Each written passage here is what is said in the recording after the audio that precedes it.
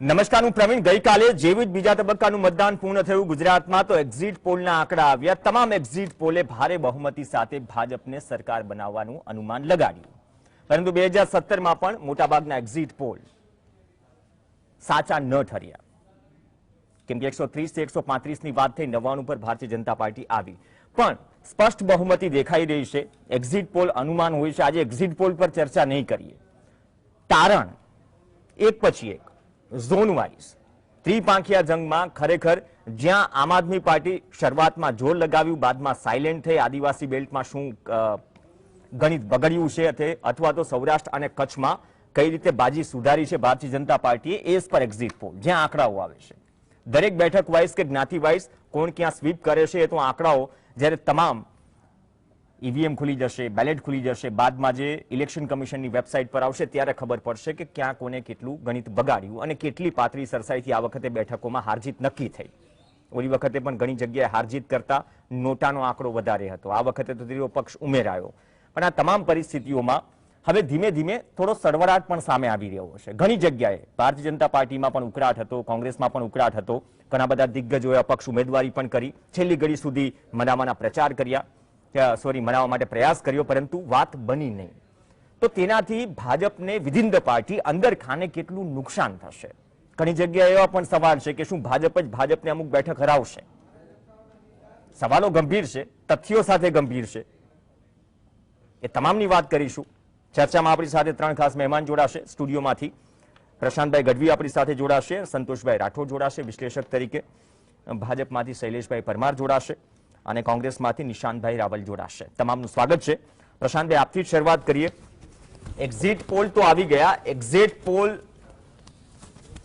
ને exact picture 8 તારીખે ખબર પડશે. આપણે એક્ઝિટ પોલ ઉપર ચર્ચા નથી કરતા, એ તો અનુમાન છે સૌનું. પણ પિક્ચર હજુ શું ક્લિયર થઈ ગયું આનાથી સ્પષ્ટ બહુમતીનું, કે હજુ પણ ઘણી જગ્યાએ ભરેલું નારિયેળ છે જે 8 તારીખે ફૂટશે, ખુલશે, એ ખબર નહીં. આ વખતે કેમ કે વોટ શેર જેમ જેમ 12 થી 17માં ઘટ્યો, બીજેપીની સીટો ઘટી, આ વખતે પણ વોટ શેર ઘટ્યો છે. પીએમ મોદીએ રોડ શો પણ કર્યો, ઘણા બધા ફેક્ટર હતા, પ્રયાસ તમામ જગ્યાએ થયા. શહેરી વિસ્તારમાં ઓછું મતદાન ને ઘણી બધી વસ્તુઓ ચર્ચાએ. પણ આ વખતે ઓછા મતદાનમાં આ એક્ઝિટ પોલ આવ્યા બાદ પડદા પાછળનું પિક્ચર કે તારણ થોડું ઘણું આપને સમજાઈ રહ્યું છે, અથવા તો થોડી હિન્ટ મળી રહી છે કે હજુ પણ ભરેલું નારિયેળ? એક્ઝિટ પોલની આજુબાજુ હોય એટલે પ્લસ માઇનસ 10% આપણે ગણીએ સીટોની દ્રષ્ટિએ, પણ એક્ઝિટ પોલ જે બતાવે છે ને એ ખબર નહીં, એટલે કોઈ રીતે રીઝવવા માટે, જેમ મતદારોને રીઝવવા માટે પ્રચાર થતા હોય, એમાં સરકારને રીઝવવા માટે એક્ઝિટ પોલ આપ્યા હોય ને, એવું તારણ મારું તો લાગે છે. કારણ કે આમ જોવા જાવ તો કોઈ એવો મેજિક, કોઈ જાદુ 5 વર્ષમાં ન સત્તા પક્ષ તરફથી થયો છે ન વિપક્ષ તરફથી થયો છે. સત્તા પક્ષ તરફથી એવો જાદુ થયો હોય કે આ 5 વર્ષમાં સરકારે એટલા બધા સારા કામ કરી નાખ્યા કે આ વખતે તો 150 આપી જ દઈએ એવું મતદારોનું મન નહોતું. એટ ધ સેમ ટાઈમ વિપક્ષે પણ એવું જોરદાર કંઈ કામ નથી કર્યું કે 77 તમને સીટ આપી 17માં, કે તમે 77 થી 92 સુધી પહોંચી શકો. એ 15 વધારવાની હોય, એની જગ્યાએ વિપક્ષે 15 ઘટાડી અને 77 માંથી 62 કરી. એટલે તમે એવા કોઈ કામ નથી કર્યા કે અમારે તમારી ઉપર રીઝાઈ જવું પડે અને 77 માંથી 92 સુધી જનતા ધક્કા મારીને લઈ જાય તમને. એવા કોઈ મેજિક આ 5 વર્ષમાં કોઈએ જોયા નથી કે સત્તાનું પરિવર્તન કે પુનરાવર્તન આટલું હેવીલી કરવું પડે.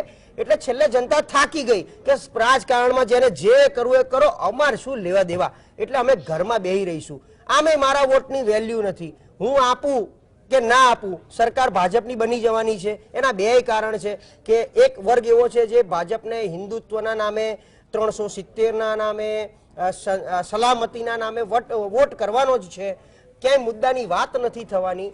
અને કોંગ્રેસને મત આપવું અને એનો ધારાસભ્ય ચૂંટાઈ જાય અને હમણાં પાછું રાજ્યસભાનું ઇલેક્શન ઓગસ્ટ મહિનામાં આવવાનું જ છે, વળી પાછો જતો રહે અને આમ થાય તો મત બગાડો એના કરતા ઘરમાં બેહી રહેવું. એટલે સાયકોલોજી તમે એ પ્રકારની માનો છો કે સાયકોલોજીની અસર આ પેટર્નમાં દેખાય? છેલ્લો એક વાત, જે વિચારધારાને વળગેલો મતદાર છે ને એ જ બહાર આવ્યો છે કે જેને કાં ભાજપ ગમે છે, જેને કાં કોંગ્રેસ ગમે છે.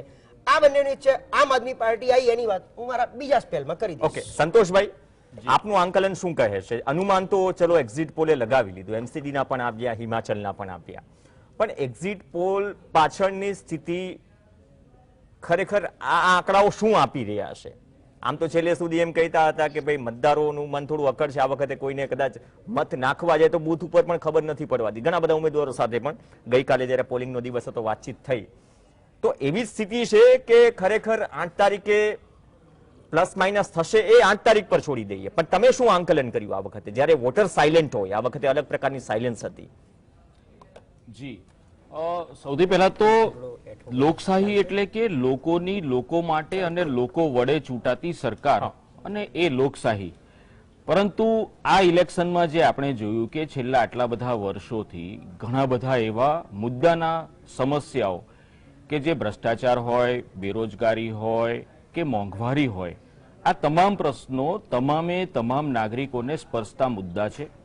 જે મુદ્દાઓની ચર્ચા નહોતી થઈ છતાં પણ કોઈ પણ નાગરિક એટલે કે બીજી બાજુ જે પોલિટિકલ પાર્ટીઓ છે એ પોલિટિકલ પાર્ટીઓમાં મોટી મોટી પોલિટિકલ પાર્ટીઓએ જે પ્રધાનમંત્રી 730 દિવસ સુધી કોવિડના સમયગાળામાં પણ ગુજરાતમાં તેમનો એક પણ પ્રવાસ નહોતો થયો, તેમણે તુરંત જ ઉત્તર પ્રદેશ વિધાનસભા ઇલેક્શનના બીજા દિવસથી જ તેમણે ગુજરાતનું સુકાન સંભાળ્યું હતું અને તમામ નીતિ નિયમો નેવે મૂકીને મતદાનના દિવસે પણ તેમણે રોડ શો કરી નાખ્યો હતો.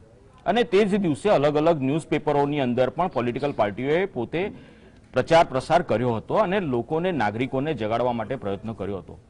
પરંતુ સૌથી મહત્વની જે જવાબદારી હતી વોટિંગના દિવસે તે મતદાતાઓની હતી અને મતદાતાઓ આમાં ચૂક્યા છે.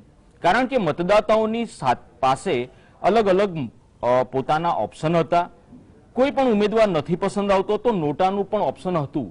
જો મતદાતા બહાર નીકળત અને નોટામાં પણ પોતાનો વોટ શેર કરત તો પણ તેનું એક અલગ ચિત્ર ઊભું થાત કે લોકોનું જે અંદરના જે ગુસ્સો છે કે જે કંઈ બી પોતાના મંતવ્યો છે એ બહાર આવત. પરંતુ લોકોએ એ પણ કરવાનું ટાળ્યું છે અને મતદાન ઓછું થયું છે. હું માનું છું કે આ એક્ઝિટ પોલ એ એક્ઝેક્ટ પોલ નથી અને આમાં ઘણા બધા બદલાવ થઈ શકશે. ઓકે શૈલેષભાઈ, એક્ઝિટ પોલ ક્યાંક જો દરેક રાજકીય પક્ષને, હું ભાજપ કે કોંગ્રેસની વાત નથી કરતો, સામે આવ્યો હતો કે નહીં કે જગદીશ ઠાકોર 125 ની વાત કરી રહ્યા છે, ઈસુદાન ગઢવી કહે છે કે પહેલા ફેઝમાં 51 અમને મળશે, તમે 150 ની વાત કરી રહ્યા હતા, 130 થી 150, મતલબ કે રેકોર્ડ પહેલાના તૂટશે. એક્ઝિટ પોલમાં પણ 150 ની આસપાસ, 110 થી 150 દેખાડાય છે. પણ ઘણી બધી જગ્યાએ જે આંતરિક નારાજગી પણ હતી, તો ઘણી જગ્યાએ શું એવું પણ માની લઈએ કે ભાજપ જ ભાજપને હરાવશે? શરૂઆત જસદણથી થઈ ચૂકી છે.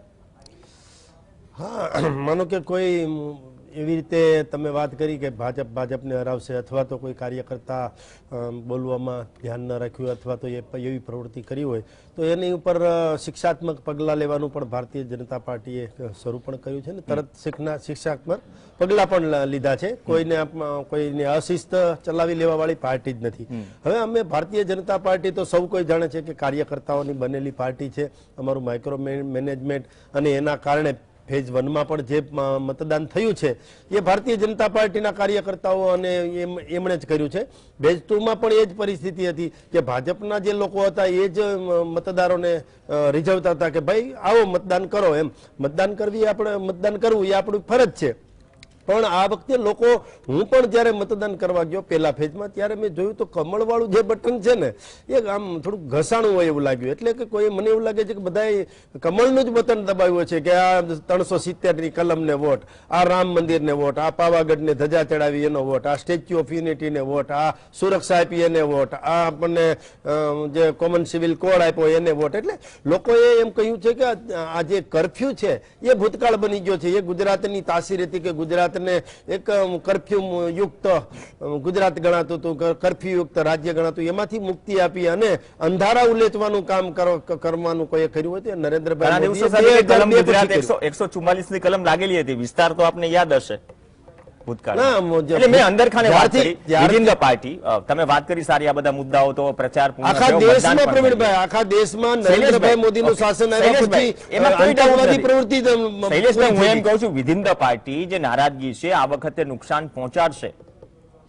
સીધો કોઈ સવાલ. નારાજગી, માનો કે નારાજગી કોઈ છે જ નહીં, અને એમ છતાં કોઈ અમારો કાર્યકર્તા 20 જણ ટિકિટ માંગી હોય, ઉમેદવારી કરવા માટે ઉમેદવારી માંગણી કરી હોય, પણ એમાંથી એક જણને ટિકિટ મળે અને 19 જણને ન મળે ને, તો 2 કલાક 4 કલાક 1 દિવસ 2 દિવસ નારાજ થાય કાર્યકર્તા. એ માનવ સહજ સ્વભાવ છે. પરંતુ અમારા જે વડીલો છે ને અમારું વડીલનું જે ભાથું છે એ કોઈ સમજાવે કે ભાઈ આપણે તો વિચારધારાની પાર્ટી છે, એટલે તરત જ એને થાય કે આપણે તો માત્ર કમળને જોવાનું છે, આપણે તો માત્ર શૈલેષભાઈ, વિચારધારાને જોવાનું. કમળ જ કમળ દેખાય છે એક્ઝિટ પોલમાં, પણ આ કમળ છવાય છે, સંભળાય છે, પણ જસદણમાં તો જય ભોળાનાથ ચાલે છે છેલ્લા સવારનું. આજ સવારનું જય ભોળાનાથ કાલ રાતનું ચાલે છે.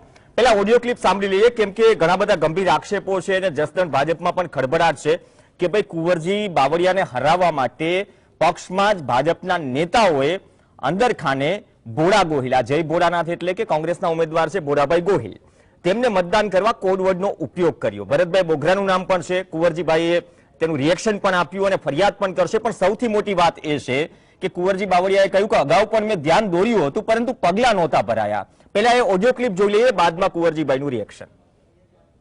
બેઠો ને મગજમાં બેઠું ને હા બેઠું. હા બસ બસ અમે કોઈ કેતા જ નથી. કોઈ પૂછે તો ફોન કરીને પૂછ્યું જ લગાવું, નકર જેને સારું લાગે ઈ સાંભળો તો. આપણે કોઈ કેતા એ વાત હશે છે. અને અમે તો તમે તમારા હિસાબે જ હતા ભાજપમાં. અમે પેલા કોંગ્રેસમાં જ હતા. આપણે આ વખતે ભાજપ પાસે ગયા વખતે આપણે ભાગી ગયા તેવું નથી. હા પણ આ વખતે 80% 90% ભાજપ પર જય ભોલાનાથ બોલાવે છે. હા તો આપણે શાંતિથી બેઠા છે. આપણે કઈ ભોલાનાથ નો માનતો હું, આપણને ભગવાન નું નામ છે. હા ભગવાનનું નામ છે, પણ એમ નહીં થોડુંક બધા કેવરાવશે નહીં, પછી આપણને તે પક્ષ લેવલે. ના ના ના, ઉપર પ્રદેશ માંથી બધા રાજી છે. પ્રદેશ માંથી, જિલ્લા માંથી તમામ. કોઈ અત્યાર સુધીમાં પ્રદેશ માંથી, જિલ્લા માંથી કોઈ કાર્યકર નથી કીધું કે જોજો આ સીટ ઉપાધિ કોઈ પણ સંજોગો, નકર તો ઉપરથી નેતાઓ આવે ને કે ને કેનું કે આ કોઈ ને બધા રસ છે કે જય ભોળાનાથ. પ્રદેશ વાળા ને આમાં રસ નથી. બોગરા સાહેબ નું કેમ હાલે? બધા નું ભોળાનાથ તો એ ખુલ્લું થોડું કહીએ કે તમે અમુક વસ્તુ જે પ્રદેશ પ્રમુખ હોય, ઉપલા લેવલે ખબર પડે ને એમ. પણ હું કઉ છું ભોળાનાથ કેતા એની મીઠી નથી હોય તો હું કેતો, નકર ન કહું ને. હા તો હાસું. ઉપર હેડ ઓફિસ ની રજા હોય તો કેતા હોય. ઈ વિસ્તારમાં એમ કે નતા ભાઈ છે ગજેન્દ્રભાઈ રામાણીવાળી ટોળકી કે જે બીજા નગરપાલિકાના પ્રમુખ ને બીજા 2 સભ્યો અને એ સિવાય 4 થી 5 લોકો કે જે જ્યારે મતદાનની પ્રક્રિયા ચાલતી એ પહેલા પણ અને મતદાન વખતે પણ ખુલ્લેઆમ પાર્ટીની વિરુદ્ધમાં જય ભોલેનાથ કરીને કોંગ્રેસના જે ઉમેદવાર છે એમને સાંકેતિક ભાષામાં એને મત આપવા માટેનો ખુલ્લેઆમ પ્રચાર કરતા.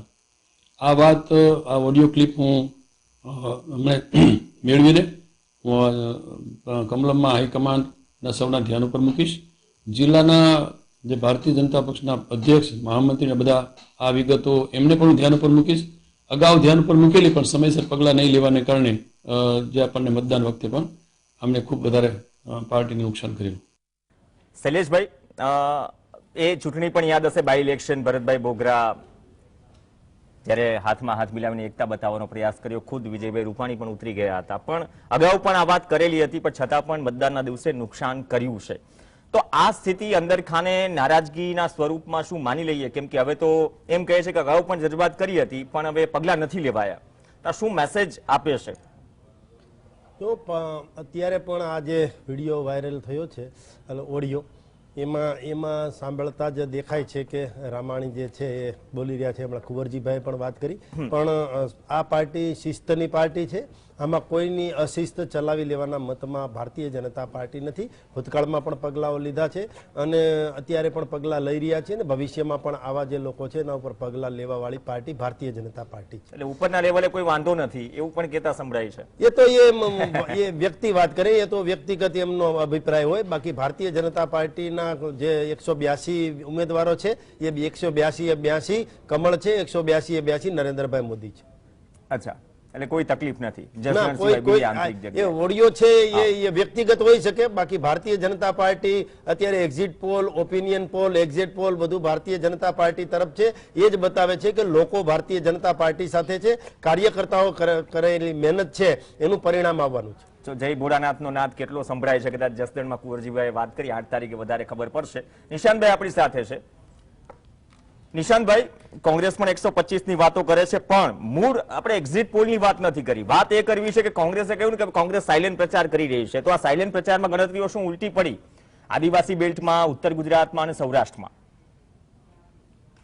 પ્રવીણભાઈ, સૌપ્રથમ તો જે સ્ટાઇલથી અને જે પેટર્નથી આ વખતે મતદાન આપણને જોવા મળ્યું છે ફેઝ 1 માં અને જે ફેઝ 2 માં પણ રિપીટ થયું છે, એના પરથી એક વાત તો ચોક્કસ થઈ ગઈ હતી કે જે અર્બન સીટો છે ફેઝ 1 અને ફેઝ 2 ની, ત્યાં મતદાન 5 થી 12% ઓછું જોવા મળ્યું છે.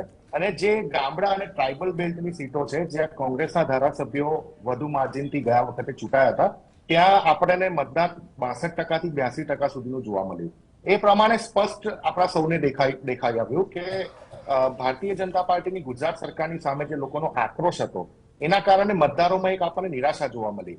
જો કે લોકશાહીના પર્વમાં મતદારોમાં જોવા મળતી નિરાશા એ પછી એન્ટી ઇન્કમ્બન્સીના રૂપે હોય કે સરકારની સામેનો ગુસ્સો હોય, જે આપણી માટે ખતરનાક રૂપ છે, કારણ કે મતદાન અવશ્ય મોટા પ્રમાણમાં થવું જોઈએ. અને જ્યારે ગુજરાતી તરીકે આપણે ગુજરાતની વાત કરતા હોઈએ તો આપણે ભારત દેશ માટે હંમેશા એક દાખલો દરેક સબ્જેક્ટમાં આપતા હોઈએ છીએ, તો મતદાન માટે પણ આપણે એક દાખલો આપવો આપણી જનતાને જરૂરી હતો, જે કોઈક અંશે આપણે શક્ય ના દેખાયું. એવરેજલી જોવા જઈએ તો 40% લોકો, જેમાં યુવાનો પણ આવી ગયા, મહિલાઓ પણ આવી ગઈ, વૃદ્ધો પણ આવી ગયા, યંગસ્ટર પણ આવી ગયા, જે લોકો આ મતદાનથી દૂર રહ્યા છે, જે આપણી માટે સારી સિગ્નલ ના પણ કહેવાય. નિશાંતભાઈ, હું એ જ કહું છું, નિશાંતભાઈ, આ સત્તાધારી પક્ષથી નિરાશા હોય, વિપક્ષથી નિરાશા હોય, એ નિરાશા શું મતદારોમાં મતદાન કરતી વખતે દેખાય? હું ગ્રામ્ય શહેરી વિસ્તારોની વાત નથી કર્યો, શહેરી વિસ્તારમાં તો કદાચ ક્યાંક મતદાન ઓછું પણ આ વખતે થોડું વધારે ઓછું છે, પણ ઇન જનરલ જ્યારે બંને ફેઝમાં મતદાનની ટકાવારી ઘટે, એમાં પણ ટ્રાયેંગલ વચ્ચે જ્યારે ત્રીજો પક્ષ છે છતાં પણ તમે કહો છો કે આટલા મુદ્દાઓ છે, તો નિરસતા બધા માટે દેખાઈ રહી છે આમાં. અહીંયા સંતોષભાઈ કહે છે કે કદાચ નોટાનો ઉપયોગ, કદાચ નોટાનું વેલ્યુ બાદમાં રિઝલ્ટમાં શું કન્વર્ટ થાય છે આપણે સૌ જાણીએ છીએ, પણ ત્યાં જઈને એટલીસ્ટ નોટા દબાવવા પણ નથી ગયા મતદારો. એટલે આ બંને તમામ રાજકીય પક્ષોને સીધો સંકેત માની લઈએ. પ્રવીણભાઈ, મેં તો આખા ગુજરાતની વાત કરી, કોઈ પણ રાજકીય પક્ષની વાત કર્યા વગર, કે જે મતદાન ઓછું થયું છે આપણા સૌ માટે દુઃખદ ઘટના છે. પરંતુ જે પેટર્નથી મતદાન થયું છે, હું તમને એ સમજાવવાની કોશિશ કરું છું કે સીટ વાઇઝ અર્બન અને ગ્રામ્ય સીટો, એમાં જે પેટર્ન વાઇઝ મતદાન થયું છે એ જોવું આપણી માટે ખૂબ જ અગત્યનું બની રહે છે, કે એ સિગ્નલ સમજવી ખૂબ જ અગત્યની છે કે કેમ અર્બન સીટો જ્યાંથી ભારતીય જનતા પાર્ટીના ઉમેદવારો જીતે છે ત્યાં મતદાન ઓછું થયું છે. બાકી તમે જોઈ લો, કોઈ પણ ટ્રાઇબલ સીટ જોઈ લો, તમે કોઈ પણ ગ્રામીણ સીટ જોઈ લો, 60%, 65% થી ઉપર, 70% થી ઉપર. તાપી જિલ્લાની વાત કરો, 82% મતદાન થયું છે. એટલે હું પેટર્નની વાત કરું છું. એનીવે તમે જોયું કે ત્રીજી પાર્ટીનું તો કોઈ ગુજરાતમાં વજૂદ, હજુ પણ તમને ગેરંટી સાથે કહું છું કે ત્રીજી પાર્ટીનું ગુજરાતમાં વજૂદ નથી.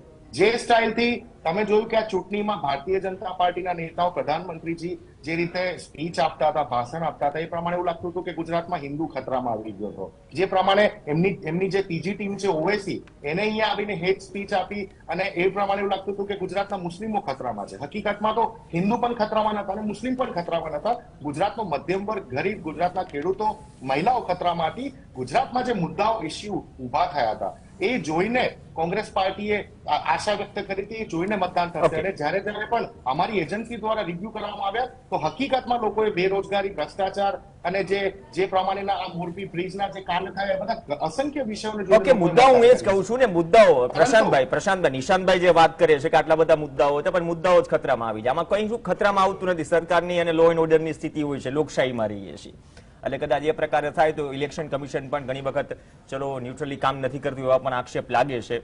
પણ જે આદિવાસી બેલ્ટની વાત કરીને, ઘણા આદિવાસી બેલ્ટમાં છોટા ઉદયપુરમાં સેકન્ડ હાફમાં, ચલો સેકન્ડ ફેઝમાં સારું મતદાન હતું, એ સ્થિતિ મહીસાગરમાં નથી બની, જ્યાં 2 બીજેપી સિટિંગ એમએલએ છે, એકમાં કોંગ્રેસ કપડબંધની વાત કરીએ, ત્યાં પણ ટ્રાયેંગલ છે.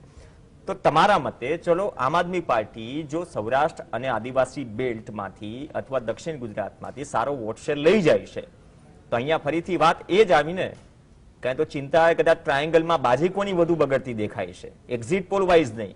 જો આ પેટર્ન આ વખતે બદલાયું હોય અથવા તો આ વખતે નવું હોય ગુજરાતની રાજનીતિમાં ત્રીજો પક્ષ આવવાથી, એટલે આમ આદમી પાર્ટી જ્યારથી આવી ત્યારે તમે એનો એક ફોકસ જુઓ કે સૌરાષ્ટ્ર અને સાઉથ ગુજરાત, એટલે કે પહેલા ચરણમાં જ તમને ફૂલ ફોકસ આમ આદમી પાર્ટી દેખાય. બીજા ચરણમાં ઉત્તર ગુજરાત, મધ્ય ગુજરાતમાં ક્યાંય છે નહીં અને ક્યાંય હતી નહીં. એ હોય પણ એ પ્રેઝન્સ પૂરી છે એને. પણ પેલા બેમાં એટલા માટે કે એક તો સૌરાષ્ટ્રથી એમણે એમની આખી યાત્રા શરૂ કરી હતી જે તે વખતે, અને સાઉથ ગુજરાત ઓલરેડી આમ આદમી પાર્ટી જોડે સુરત કોર્પોરેશનની એક સફળતા હતી. વત્તા આદિવાસી બેલ્ટ એટલા માટે કે પહેલા એમણે બીટીપી સાથે ગઠબંધન કર્યું, પછી એ ગઠબંધન તોડી નાખ્યું, કારણ કે બીટીપી એક રિજનલ પાર્ટી કરતા એક નાના પ્રદેશની પાર્ટી થઈ ગઈ હતી, માત્ર એ નર્મદા જિલ્લા પૂરતી સીમિત છે. એટલે બીટીપીના બધા જ કાર્યકરોને એમણે એમાં આમ આદમી પાર્ટીએ પોતાનામાં જોડી અને એમને વ્યાપ મોટો આપી દીધો કે બધા જ જિલ્લામાં એ લોકો જઈ શકે. એટલે તમે જુઓ તો આમ આદમી પાર્ટીના ભરૂચથી લઈ અને ડાંગ સુધીના તમામ જિલ્લાઓમાં જે ઉમેદવારો છે એ લગભગ બધા એક્સ બીટીપી છે અથવા તો ગઈ વખતે અપક્ષમાંથી કંઈક લડેલા છે. એમાં પછી ચૈતર વસાવા હોય, પ્રફુલ્લ વસાવા હોય, એટલે બીટીપીના એક તો કાર્યકરો મળ્યા.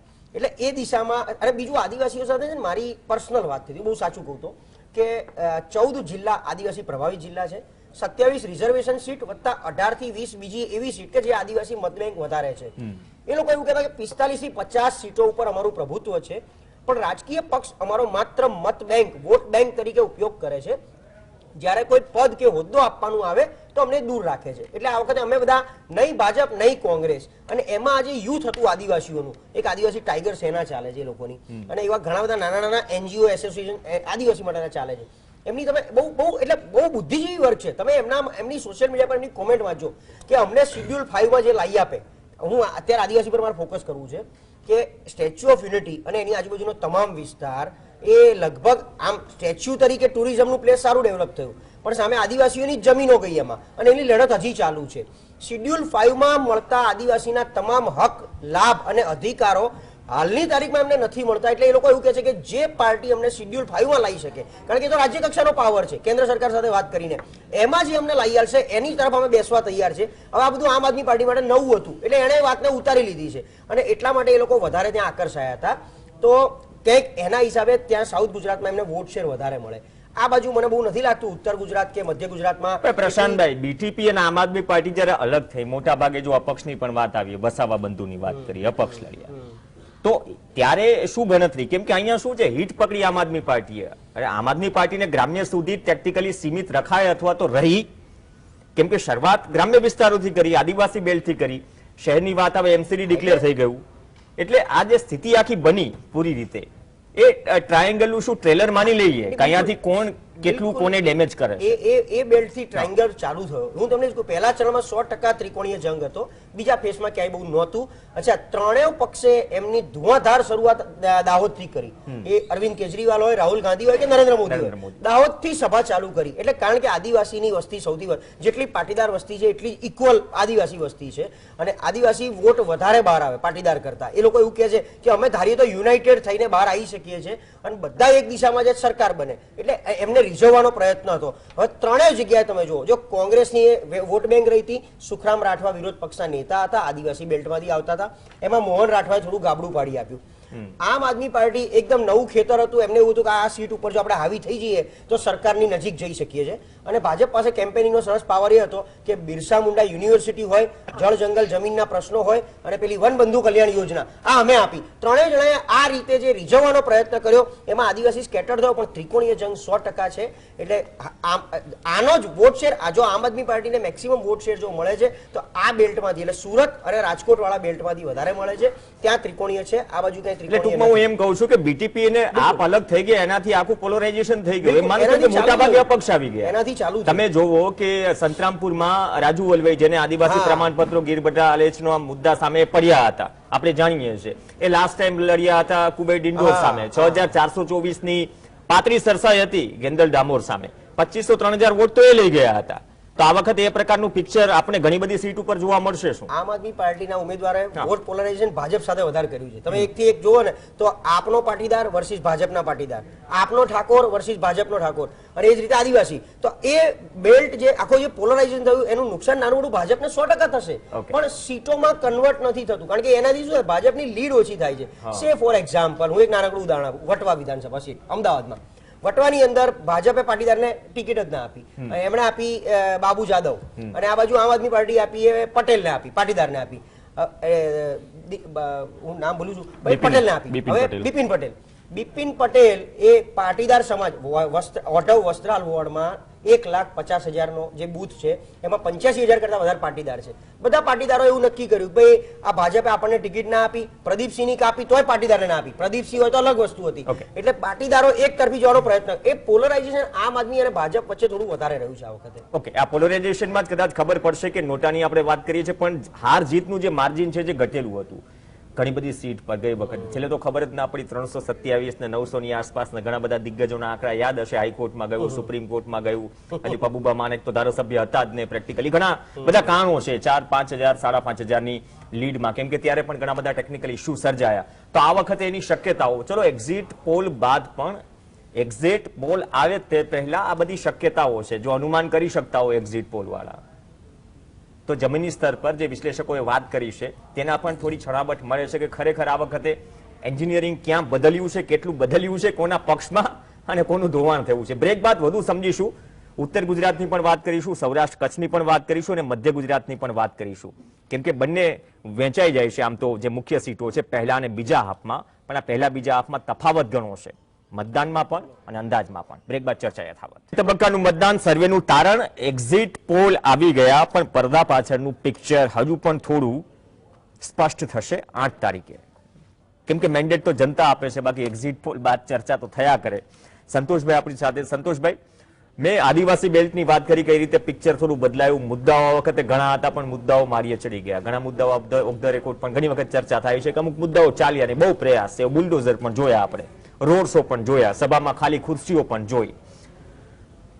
મતદાનની નિરાશા આટલા પ્રચાર વચ્ચે આ વખતે ઇલેક્શન કમિશને પણ મતદાન જાગૃતિ માટે ઘણા બધા કેમ્પેન કર્યા પહેલા કરતા વધારે, પણ આ વખતે સ્થિતિ થોડીક જુદી લાગી. આ જુદી સ્થિતિ શું શરૂઆત છે? ગુજરાતની ને ઓવરઓલ વાત કરું છું. આપણે ગુજરાતની જનતા માનીએ છીએ કે ગ્રામ્ય વિસ્તારોમાં જઈએ મતદાનની ટકાવારી બમ્પર હોય, લગ્નગાળો બધું હતું, ચલો માની લઈએ, પણ મેસેજ શું આપે છે અહીંથી જનતા? ભલે મુદ્દા તમે સારા હોય, ચર્ચાએ ન ચર્ચાએ, એ પણ મુદ્દા શું આંકલન કરીને બેઠી છે, એટલા માટે સાયલેન્ટ હતી, એટલા માટે થોડી નિરસતા દેખાડી, અથવા તો મતદાન કરી આપ્યા પણ આ વખતે ખબર નથી પડવા દેવી અમે શું કર્યું છે. મતદાતાઓની અપરિપક્વતા એ ખૂબ જ મોટો પ્રશ્ન છે, અને મતદાતાઓને અપરિપક્વ રાખવા કે તેમને જાગૃત ન કરવા, તેના માટે તમામ પ્રકારની પ્રયત્નો થઈ રહ્યા છે. એ પછી રાજકીય પક્ષો હોય, ઇલેક્શન કમિશન હોય. આપે વાત કરી, ઇલેક્શન કમિશને પણ ઘણા બધા પ્રયત્નો કર્યા, પરંતુ ઇલેક્શન કમિશને માત્ર એ જ પ્રયત્ન કર્યો કે મતદાન કરવા જાઓ, 100% મતદાન કરો. પરંતુ આની સાથે સાથે ઇલેક્શન કમિશનની બીજી પણ જવાબદારી છે કે મતદાતાને એ રીતે પણ જાગૃત કરે કે તમારો નેતા કયો છે, એટલે કે તમારા નેતાની શૈક્ષણિક લાયકાત હોય, ગુનાહિત ઇતિહાસની માહિતી હોય, આ તમામ તમને ક્યાંથી મળી શકશે. બીજું કે ચૂંટણીની અંદર કોઈ પણ પ્રકારની ગેરરીતિ થઈ રહી છે તો તેમાં જાગૃત મતદાતા કઈ રીતે પોતે પાર્ટિસિપેટ થઈ શકે. આવી ઘણી બધી બાબતો છે કે જેમાં મતદાતા જ્યારથી ઇલેક્શન ડિક્લેર થાય અને પરિણામ આવે તે તારીખ સુધી પોતે સક્રિય રહી શકે છે. પરંતુ આ બધા વિષયોથી તેમને અળગા રાખીને માત્ર એક જ કે 1લી તારીખ અને 5મી તારીખ આપનો મતદાનનો દિવસ છે, આપ 100% મતદાન કરો તેવું ઈસીઆઈ માને છે. સાથે સાથે જો બીજી વાત કરીએ તો રાજકીય પક્ષોએ પણ પોતે જે મુદ્દા આધારિત, જે મોટા રાજકીય પક્ષો છે, મુદ્દા આધારિત જે ચર્ચાઓ થવી જોઈએ, મુદ્દા આધારિત જે પ્રચાર પ્રસાર થવો જોઈએ, તે પ્રચાર પ્રસારમાંથી મુદ્દાઓ ગાયબ રહ્યા. ભ્રષ્ટાચાર હોય, મોંઘવારી હોય, બેરોજગારી હોય, આ તમામ મુદ્દાઓ ઓછા પ્રચારમાં રહ્યા અને બાકી જ્ઞાતિ, જાતિ, ધર્મ આધારિતના મુદ્દાઓ વધુ રહ્યા. ખરેખર તો તમામ નાગરિકોને જે એક તક જે મળે છે તે તકનો તેમણે ઉપયોગ કરવો જોઈતો હતો, પરંતુ તે તક તેમણે ગુમાવી દીધી છે. એટલે કે હું માનું છું કે પરિણામ એ ઘણું અલગ આવશે. જી, મતલબ તમે આટલા મુદ્દાઓ તો કહી દીધા શૈલેષભાઈ, એ મુદ્દાઓની આટલી ભરમાર છે છતાં મુદ્દાઓની એટલી ચર્ચા નહોતી આ વખતે ઇલેક્શનમાં. એટલા માટે જ એવું નથી, જો યુએસપી રહી છે બીજેપીની, પ્રચાર તંત્ર 24/7 આપણે જાણીએ છીએ. જે રીતે સંતોષભાઈએ પણ વાત કરી કે યુપી ઇલેક્શનના પછીના સીધું પીએમ મોદીએ અનેક કાર્યક્રમો થકી ગુજરાતની કમાન સંભાળી લીધી. રોડ શો પણ એનો હિસ્સો છે, 30 જેટલી સભાઓ 2 હાફમાં કરી, રોડ શો બાકીના અલગ. સુરત અને અમદાવાદની વાત કરીએ મતદાન કરવા જતા જતા પણ આપણે જાણીએ છીએ કે કેટલી અસર હોય છે, મીડિયા પણ દેખાય છે કેટલી અસર હોય છે. તો એ સ્થિતિ છે. આ વખતે તમારા આટલા નેતાઓ સરકાર બદલી છતાં પણ બ્રાન્ડ મોદી પર આ વખતે વધુ વિશ્વાસ રાખ્યો. વિશ્વાસ પ્રદેશ નેતૃત્વ પર ન છોડ્યો. પહેલા સરકારમાં પણ નહોતો છોડ્યો, સરકાર બદલી છતાં પણ નથી છોડ્યો. એવું માની લઈએ આ વખતે કે આ વખતે તમે 24 ને ધ્યાનમાં રાખજો. મુદ્દાઓનું નિરાકરણ આવી જશે. અમે થોડી ઘણી બાંહેધરી આપીએ છીએ. તો પ્રદેશ નેતૃત્વ ઉપર કેમ એટલો ભરોસો નહીં? એ પણ એક સવાલ છે આ વખતે. ભાઈ પ્રવીણભાઈ, અમારું માઇક્રો મેનેજમેન્ટ હોય છે. અમારે દરેક કાર્યકર્તા વડાપ્રધાનથી લઈ અને બૂથનો જે પ્રમુખ હોય ને એ બધા હરખા છે. વડાપ્રધાન છે એ પણ અમારા કાર્યકર્તા જ છે. એટલે કાર્યકર્તાની રીતે અમારે કોઈ સોનાની ચમચી સાથે જન્મેલા નથી. અમે કોઈ એસીમાં બેસવા વાળા નથી ને અમે એવી કોઈ પાર્ટી નથી કે બિલાડીના ટોપની જેમ ચૂંટણી આવે અને નીકળી પડીએ. અમે તો ચરેય વેતી માનો કે ચૂંટણીનું રિઝલ્ટ 8 તારીખે આવી જાય એ પછી પણ ભારતીય જનતા પાર્ટીનો કાર્યકર્તા તો સેવામાં મગ્ન જ હોય છે અને એને તો માત્ર ને માત્ર લોકોની સેવા કરવી છે. અમે વિચારધારા પહેલેથી પણ વાત કરી કે વિચારધારા વાળી પાર્ટી છે. તમે હમણાં વાત કરતા હતા બ્રાન્ડ મોદી, તો અમારી પાસે એવું નામ છે નરેન્દ્રભાઈ મોદી. તમે ઉપયોગ કરો જેમાં ના નહીં. આપણા પણ વડાપ્રધાન છે પણ વસ્તુ એ નથી પ્રદેશ નેતૃત્વ પર એટલો વિશ્વાસ કેમ નહીં? એ પણ એક પ્રશ્ન છે. 2 ડઝન મંત્રીઓ, તમામ રાજ્યના મુખ્યમંત્રીઓ, વાંકાનેરમાં હું ઘણી વખત બોલું બુલડોઝર ખડકાઈ જાય, દ્વારકા વાળો કિસ્સો, મુદ્દા તો ઘણા છે. આ ચૂંટણી સમયે એ જે પરસેપ્શન ઉભું થાય છે અથવા તો પરસેપ્શન શું જાણી 24 ને ધ્યાનમાં રાખજો. ટૂંકમાં તકલીફો છે. આડકતરી રીતે ઓફ ધ રેકોર્ડ સ્વીકાર પણ કરે છે કે તકલીફો છે, હવે ધીમે ધીમે થઈ જશે, પણ 24 ને ધ્યાનમાં રાખજો. એ તરફ એ રસ્તે જ ગયું ગુજરાતનું ઇલેક્શન 2022 નું. 2022ની ચૂંટણી એ 2022ની વિધાનસભાની ચૂંટણી છે અને જે 24ની ચૂંટણી છે એ અલગ ચૂંટણી છે. એટલે ભારતીય જનતા પાર્ટીનો માનો કે ઉત્તર પ્રદેશમાં ચૂંટણી હોય તો અહીંથી જતા હોય છે, ઉત્તર પ્રદેશમાંથી અહીંયા આવતા હોય છે. માનો કે યોગીજી અહીંયા આવ્યા તો એ કાર્યકર્તાને મદદ કરવાને પ્રચાર પ્રસાર કરવાને લગ્ન હોય ત્યારે પ્રવીણભાઈ ગીત ગવાય, પછી આડા દિવસે ગીત ગાય તો સારું ન લાગે. એ રીતે ભાઈ લગ્ન હોય એટલે વરરાજાના વખાણ જાનડીઓ કરતી હોય, જાનૈયાઓ કરતા હોય તો વખાણ કરવાના હોય છે. પછી લગ્ન વયા જાય પછી તમે ગમે એટલા વખાણ કરો. સાચી વાત લોકો સુધી પહોંચાડવી અને જે વિકાસના ફળ છે એ અંતિમ વ્યક્તિ સુધી પહોંચે. અમે તો પथ का अंतिम लक्ष्य नहीं है सिंहासन चढ़ते जाना, सब समाज को लिए साथ में आगे है बढ़ते जाना. તમામ સમાજને સાથે રાખી, તમામ પ્રાંતના લોકોને સાથે રાખી, તમામ વર્ગના લોકોને સાથે રાખી અને ભારતીય જનતા પાર્ટી તો સમરસતાને માનનારી પાર્ટી છે, સર્વ સમાજને સાથે લઈને ચાલે છે. આમાં અમે તો રાષ્ટ્રવાદ અને વિચારધારા ભારત માતાને પરમ વૈભવના શિખર ઉપર સ્થાન પ્રાપ્ત કરાવવા માટેની આ ચૂંટણી હતી અને લોકોએ એ તરફ મતદાન કર્યું છે. હમણાં સંતોષભાઈ પણ એ તરફ જતા હતા કે લોકોએ મતદાન કરી દીધું છે અને આટલી સીટો આવી જવાની છે. સાચી વાત છે. હું તો એક્ઝિટ પોલ છે ને એને એક્ઝેક્ટ નથી માનતો. એના કરતા પણ વધારે 150+ સીટો ભારતીય જનતા પાર્ટીની આ વિધાનસભામાં આવવાની છે. ઘણા ભાજપના નેતાઓ એમસીડી ના ભાઈ જે એક્ઝિટ પોલ આવે એ નથી માનવા તૈયાર, અહીંયા કોંગ્રેસ માનવા તૈયાર નથી. આ તકલીફ રહેશે બહુ ગણતરીના કલાકો. પણ હું એમ કહું છું ને કે તકલીફ વિશ્વાસનો છે ને. આપણે ડબલ એન્જિનની સરકારની વાત કરીએ છીએ પણ પહેલા એન્જિનને વધુ જોર કરવું પડી રહ્યું છે.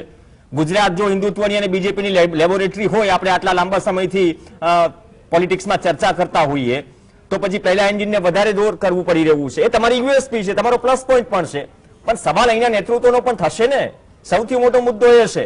એ વાત અલગ છે કે 24 વખત પેપર ફૂટે, બાદમાં આ જ વિદ્યાર્થીઓ જ્ઞાતિગત સમીકરણમાં બટાઈ જાય, આટલા બધા મુદ્દાઓ છે. મોરબીના ઝુલતા પુલની ઘટના સાહેબ 25 દિવસમાં ભૂલાઈ ગઈ.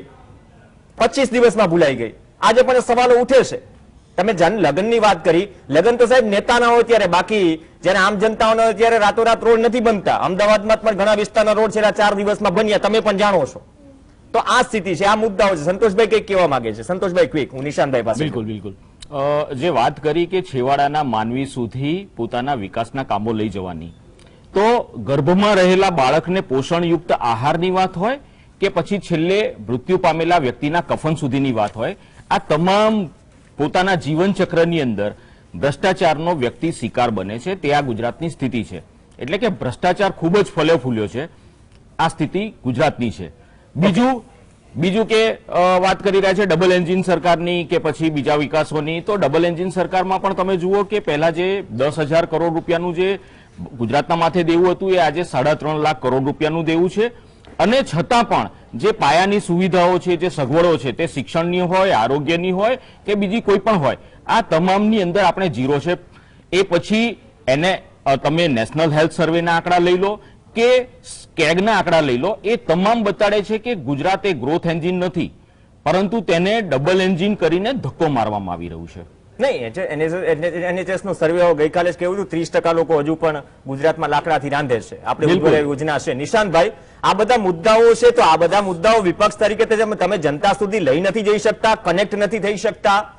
સંગઠન અને લીડરશિપ થી માનીને મજબૂત વિપક્ષનો બહુ સવાલ ઉભો થાય છે, કેમ કે એક વાત એ પણ છે કે ભાઈ કોંગ્રેસમાંથી ચૂંટાશે, રાજ્યસભાની વાત કરી કે રાજ્યસભાનું ઇલેક્શન આવશે ત્યારે શ્યોરિટી નહીં હોય, એક મેન્ટાલિટી બની ગઈ છે, તૂટતા હશે તો 2-4 ત્યાં જતા રહેશે. એટલે ગુજરાતના પિક્ચરમાં સત્તા પક્ષ અને વિપક્ષ પોતાની વ્યાખ્યા બનાવી ચૂક્યું છે. આ જ અપેક્ષા રાખે જનતા. નિશાંતભાઈ, અનમ્યુટ કરો આપના તરફ. પ્રવીણભાઈ, સૌ પ્રથમ તો હું કહેવા માંગુ છું કે મારા ભારતીય જનતા પાર્ટીના મિત્ર ભૂલી ગયા લાગે છે કે 8 તારીખે રિઝલ્ટ છે, 8 તારીખે વોટિંગ નથી, એટલે જે પેલું ગોખાઈ ગયેલું ભાષણ એમને પાછું ફરી વખત બોલવાનું ચાલુ કર્યું એ કદાચ ભૂલી ગયા છે. એનીવે, જો 8 તારીખે 3 વસ્તુ થવાની નિશ્ચિત છે. એક તો તમામ એક્ઝિટ પોલ એક્ઝિટ થઈ જવાના છે. ભારતીય જનતા પાર્ટી ગાંધીનગરનું મંત્રાલયમાંથી એક્ઝિટ થઈ જવાની છે અને આમ આદમી પાર્ટી પરમનન્ટલી ગુજરાતની ધરતી પરથી એક્ઝિટ થઈ જવાની છે. આ 3 ઘટનાઓ નિશ્ચિતપણે તમને જોવા મળવાની છે. અને આ તમામ બેઠેલી પેનલના મિત્રોને મારા તરફથી આપણે સરસ મજાની અમદાવાદ ગુજરાતી થાળી ખાવા જઈશું 8 તારીખે. શૈલેષભાઈને વિનંતી કરું છું કે સારી રેસ્ટોરન્ટ શોધી રાખો. હું તમને વિષય ઉપર આવું છું કે જે કોંગ્રેસ પાર્ટીએ મુદ્દાનું રાજકારણ, મતદારો શોધો તમે. કોંગ્રેસ પાર્ટીએ જે પ્રવીણભાઈ મુદ્દાનું રાજકારણ કર્યું છે, તમે જોયું કે ગુજરાતમાં છેલ્લા 15 દિવસથી જે પ્રમાણેનું ભારતીય જનતા પાર્ટી દ્વારા અને પ્રધાનમંત્રીજી અને અમિત શાહજી દ્વારા રાષ્ટ્રીય મુદ્દા, આતંકવાદ, બાટલા house, CAA, uniform civil code, આ બધા મુદ્દાઓને જે ગુજરાતની પ્રજા સાથે સાંકળવાની કોશિશ કરી, ગુજરાતની જનતા એમાં બિલકુલ ના ભરમાઈ. કારણ કે ગુજરાતમાં જ પોતાના ઇસ્યુ એટલા બધા હતા. આજે 30 થી વધુ વર્ગો આંદોલનના માર્ગે હતા. મહિલા સુરક્ષાની વાત થાય તો ગુજરાતમાં રેપ કેસીસ વધી રહ્યા છે. તમે જોયું હશે ખેડૂતોની આત્મહત્યામાં ગુજરાતનો રાષ્ટ્રીય લેવલ ઉપર 4થા નંબર પર આવી ગયું. વાયોલન્ટ ક્રાઇમમાં ગુજરાત રાષ્ટ્રીય લેવલ ઉપર 7મા નંબરનું રાજ્ય બની ગયું. સ્વચ્છતા સર્વેક્ષણમાં ગુજરાતનું એક પણ શહેર રાષ્ટ્રીય લેવલ ઉપર નંબર 1 પોઝિશન પર આવ્યું છે. જે મોડેલ બતાવવામાં આવ્યું હતું એ મોડેલ એક ફિક્કું સાબિત થઈ ગયું હતું. તમે જોયું કે 2022 નો ભારતીય જનતા પાર્ટીનો જે ધોકાપત્ર આવ્યો, 2017 નો પણ ધોકાપત્ર આપણે જોયેલો છે. નિશાંતભાઈ, બીજેપી ગુજરાત મોડેલની વાત કરે છે, તમે એ ગુજરાત મોડેલને એક્સપોઝ કરવાની અને વાસ્તવિકતા કે કડવી વાસ્તવિકતા દેખાડવાની વાત કરો છો, પણ એ વાસ્તવિકતા શું લોકો સાથે કનેક્ટ નથી થઈ શકતી? તમારા થકી ઘરે નથી ઉતરી શકતી? વાત મુદ્દો ક્યાં છે ને? પીસાઈ તો જનતા રહી છે.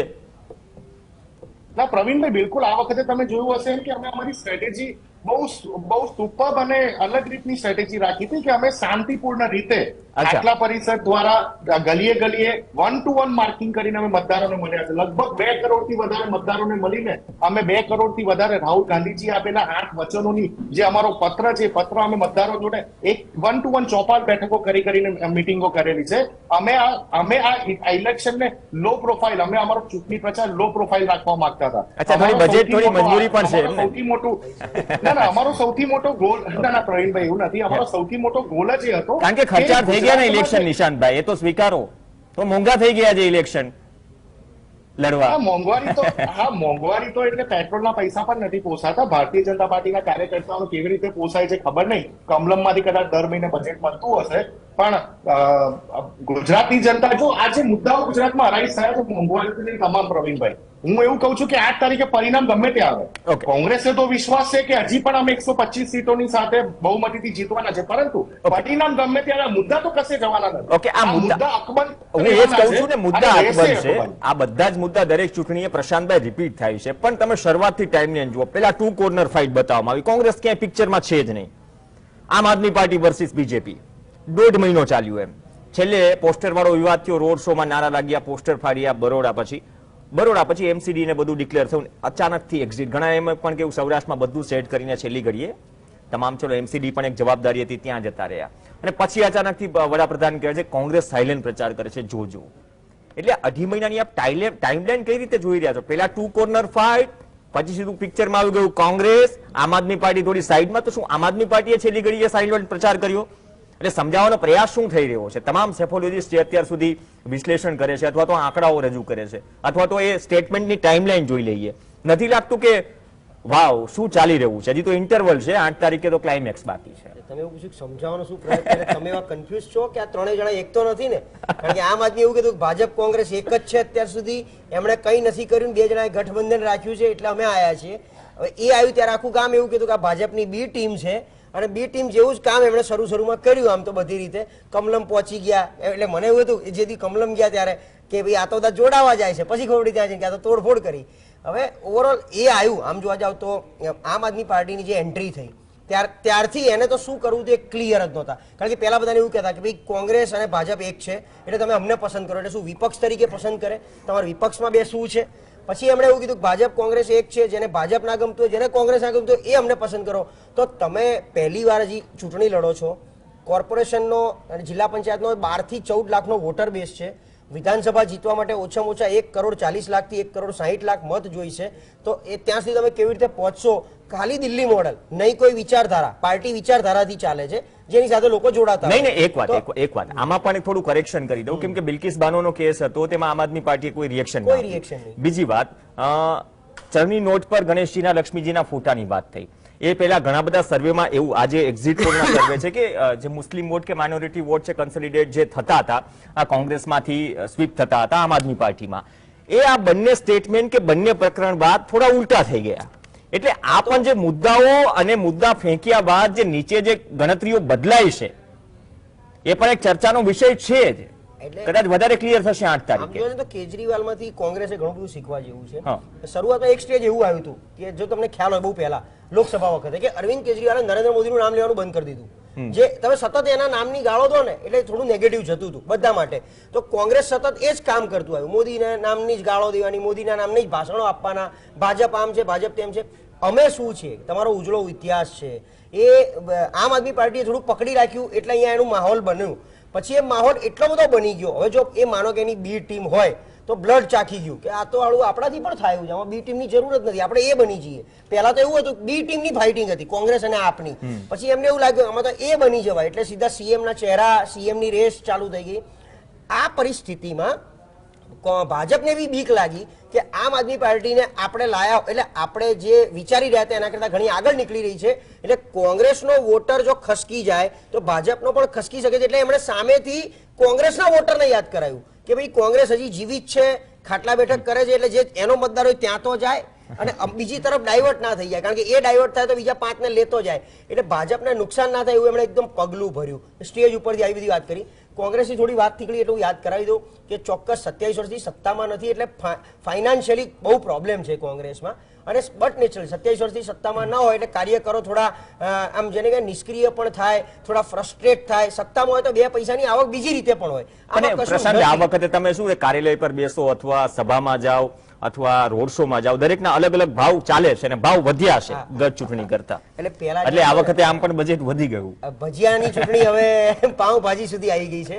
અને ભાજપના મુદ્દાની વાત કરું તો જો પેલું રેડિયો ઉપર ખબર છે કઈ ગેમ રમાડ્યા લોકો કે સવાલ પૂછે ને અને જવાબ લિંક નહીં હોવો જોઈએ. એ તમને પૂછે પ્રવીણભાઈ તમારું નામ, કે જીએસટી નો સ્ટુડિયો બહુ સરસ છે, તમારે જવાબ અલગ આપવાનો. એટલે ભાજપને એવું થયું છે સાહેબ ભ્રષ્ટાચાર છે, રામ મંદિર મેં બનાવ્યું, સાહેબ પુષ્કળ બેરોજગારી છે, 370 અમે હટે. એટલે સવાલ જવાબ લિંક જ ના થવા જોઈએ. અને એ રીતે જ એમણે છેકથી છેક પકડી રાખ્યું. અને છેલ્લે એટલા માટે કરફ્યુ યાદ કરાવવો પડ્યો.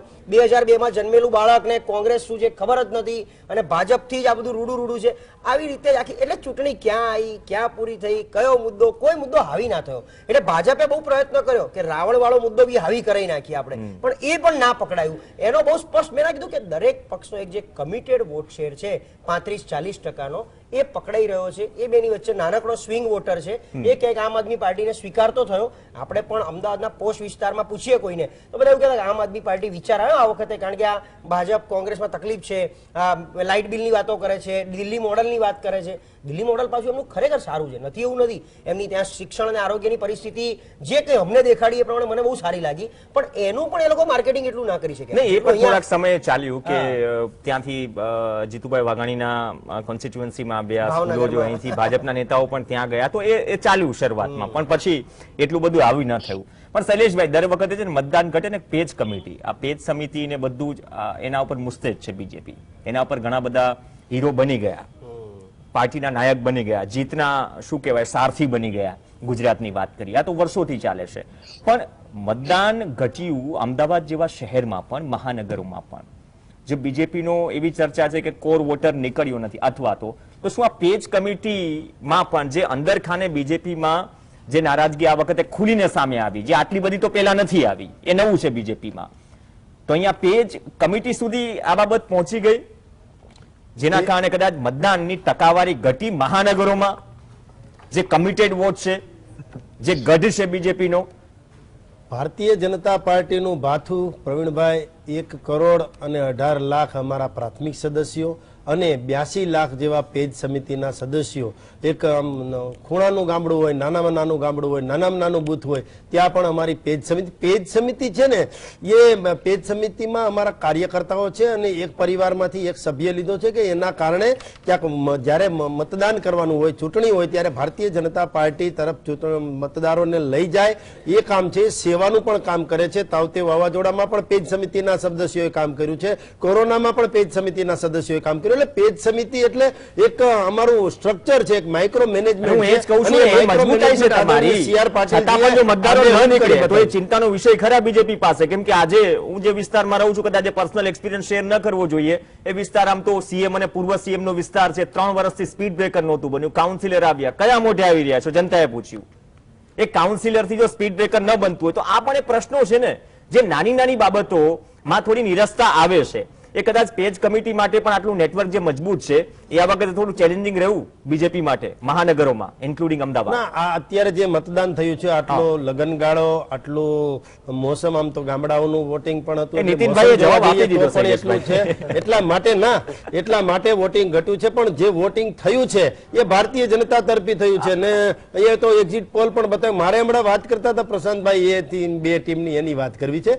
કોંગ્રેસ એમ કહે છે કે બી ટીમ ભાજપની આમ આદમી પાર્ટી છે, આમ આદમી પાર્ટી એમ કહે છે કે ભાજપની બી ટીમ કોંગ્રેસ છે. તો કોંગ્રેસ અને આમ આદમી પાર્ટી બે બી ટીમ છે, બાકી બંને એ ટીમ તો ભારતીય જનતા પાર્ટીને જ માને છે. એટલે એ ટીમ ભારતીય જનતા પાર્ટી છે એવું વિપક્ષના લોકો પણ કહે છે. એટલે એના ઉપરથી જ ખબર પડે કે ગુજરાતમાં ભારતીય જનતા પાર્ટી છે, એને જ લોકો સ્વીકારે છે, કેસરીયો માહોલ છે. અને આમ પણ લેબોરેટરી કઈ છે જીતવાની, કે કોઈ પણ માનો કે રાજકીય પાર્ટી છે એ ક્યાં સુધી પહોંચી, એની લેબોરેટરી સ્થાનિક સ્વરાજ્યની ચૂંટણીઓ છે. સ્થાનિક સ્વરાજની ચૂંટણીઓમાં 90% જે વોટ શેર છે એ ભારતીય જનતા પાર્ટી તરફ આવ્યો છે. ત્યારે પણ તે વખતના વિરોધ પક્ષના નેતા પરેશભાઈ ધાનાણીએ રાજીનામું આપ્યું હતું, પછી અમિતભાઈ ચાવડાએ રાજીનામું આપ્યું હતું. આ વખતે જગદીશભાઈ ઠાકોરનો વારો છે.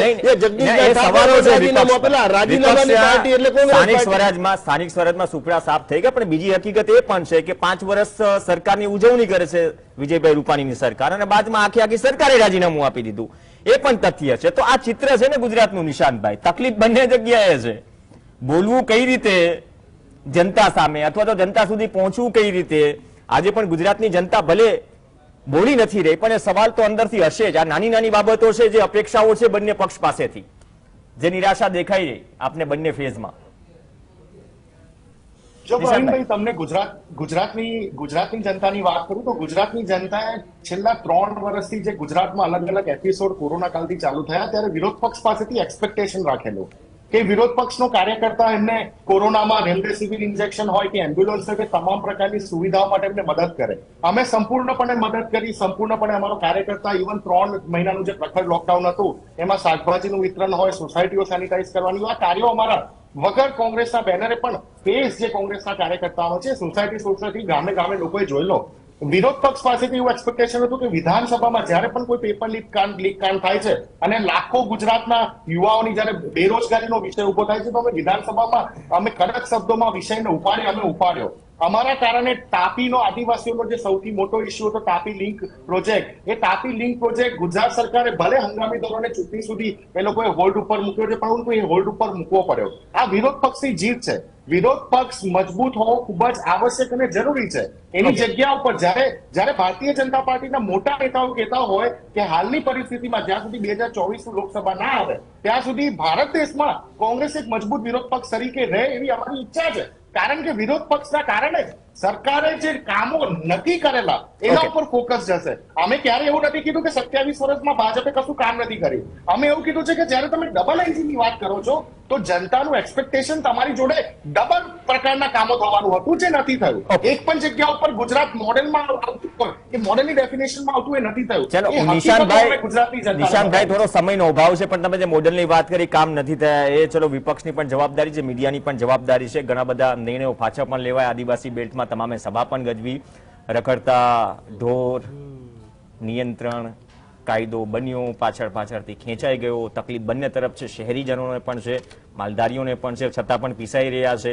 જે આદિવાસીના દાખલાવાળો મુદ્દો છે પણ આદિવાસી બેલ્ટમાં છે. આ બધા પ્રશ્નો છે, પણ સમયસર યોગ્ય નિરાકરણ નથી આવ્યું. તેના કારણે પણ ઘણી જગ્યાએ નારાજગી છે બંને તરફથી. પાક વીમામાં 1000 કરોડનું થઈ ગયું, પ્રેસ કોન્ફરન્સો પણ થઈ, પ્રશ્નોત્તરીમાં પ્રશ્નો ક્યાં ગયા એ આજે પણ નીચે જમીની સ્તર પરથી સવાલો ઉઠી રહ્યા છે. હાઈકોર્ટમાં પણ મેટર પેન્ડિંગ છે. કેવું પડે હાઈકોર્ટે 4 અઠવાડિયામાં સરકાર પ્રીમિયમ ચૂકવે વીમા કંપનીઓને, વીમા કંપનીઓ 7 જિલ્લાના ખેડૂતોને વળતર ચૂકવે. એ પણ વાસ્તવિકતા છે અને બંને પાર્ટીઓએ સ્વીકાર કરવો પડશે. તકલીફ છે પણ સમયસર બંને મૌન. કદાચ એટલા માટે જનતા આ વખતે થોડી મૌન રહી મતદાનમાં. પણ 8 તારીખે નક્કી થઈ જશે કે ખરેખર પિક્ચર ક્લિયર છે કે નારિયેર જે આખું હતું, ભરેલું હતું, એ કોના પક્ષમાં ફૂટે છે. ધન્યવાદ તમામ જોડાયા લક્ષ્યવેધમાં.